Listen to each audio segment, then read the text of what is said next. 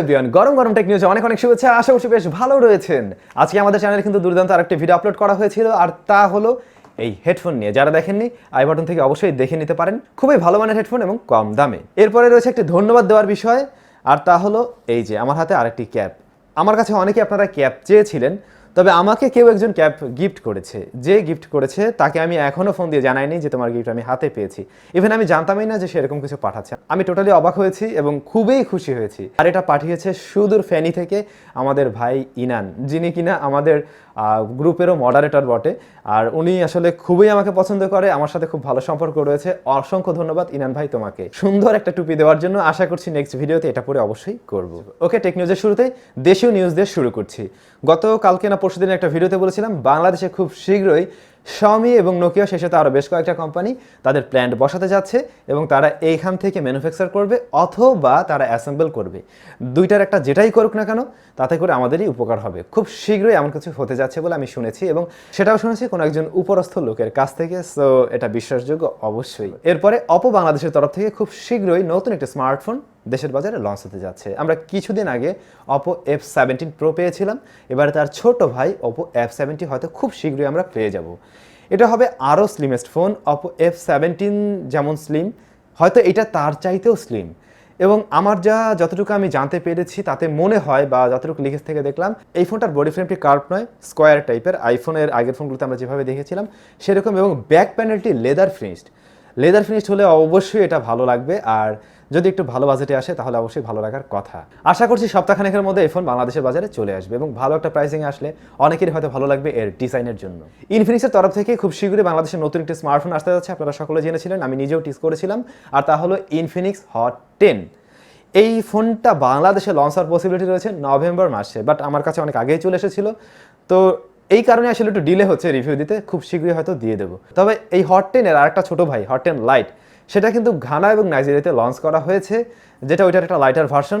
বাংলাদেশে আসলেও আসতে পারে, এবং এই ফোনেও আমরা triple rare camera set up পাচ্ছি। 13 মেগাপিক্সেল তার মেইন শুটার, HD+ রেজলিউশনের ডিসপ্লে থাকছে, এবং ফিঙ্গারপ্রিন্ট স্ক্যানারও রয়েছে। 3GB ভ্যারিয়েন্টের র্যাম থাকবে 5000 mAh ব্যাটারি, এবং মিডিয়াটেক হেলিও A20 প্রসেসর দিয়ে আসবে এই স্মার্টফোন। হয়তো বাংলাদেশেও লঞ্চ হলে হতে পারে, কারণ হট সিরিজের ফোনগুলো কিন্তু বাংলাদেশে লঞ্চ করা হয়ে থাকে। সো এটার জন্য ওয়েট করতে পারেন। দামটা ওই 10-এর নিচে থাকার পসিবিলিটি রয়েছে অনেকটাই। OnePlus Nord N10 5G এই স্মার্টফোনের স্পেসিফিকেশন সম্বন্ধে এখন টুকটাক জানা গিয়েছে, হয়তো খুব শীঘ্রই এটা আমাদের মাঝে আসতে যাচ্ছে। সেখানে প্রসেসর হিসেবে থাকবে Qualcomm Snapdragon 690, নতুন একটি প্রসেসর। তো এটা 5G প্রসেসর আর কি, কম দামের মধ্যে। এই মোবাইল ফোনের রেয়ারে quad camera set up, 64 megapixel তার মেইন শুটার, পরবর্তী লেন্স 822।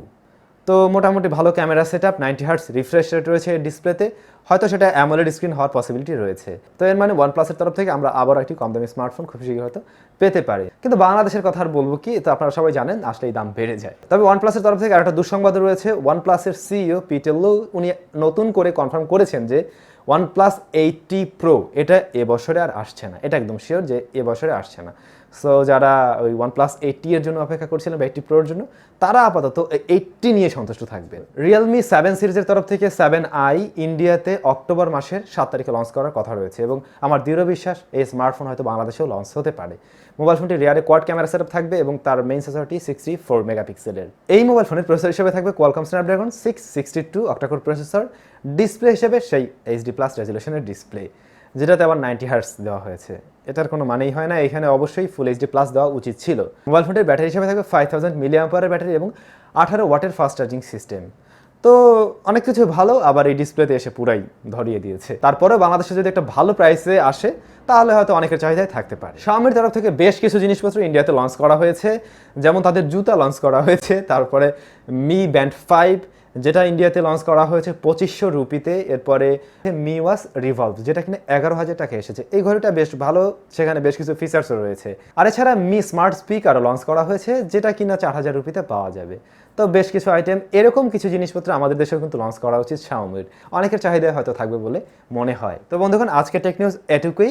লাস্ট ভিডিওতে যারা কমেন্টস করেছিলেন সেখান থেকে 3টি কমেন্টসের অ্যান্সার এখন আমি দিয়ে দিচ্ছি। প্রথমেই রয়েছে টেক টু ওয়াহিদ ভাই, আপনি বলেছেন যে বাংলাদেশের আনঅফিসিয়াল যত ফোন আছে সবগুলো নেটওয়ার্কিং সিস্টেম বন্ধ হয়ে যাবে। তো নেটওয়ার্ক সিস্টেম বলতে কি এটা যে শুধু সিমে নেটওয়ার্ক বন্ধ হবে, নাকি ওয়াইফাই নেটওয়ার্ক সিস্টেম বন্ধ হয়ে যাবে?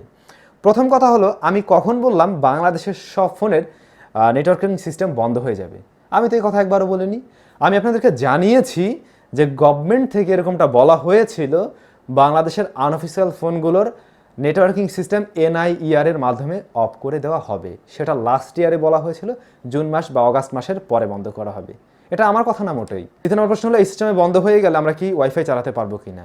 হ্যাঁ, সেই ক্ষেত্রে হয়তো ওয়াইফাই আপনি চালাতে পারবেন। মাকসুদ ফারহান ভাই, বেশি ফাস্ট চার্জিং 65 ওয়াট দিয়ে চার্জ দিলে ফোনের ব্যাটারি লাইফ কি কমে যাবে?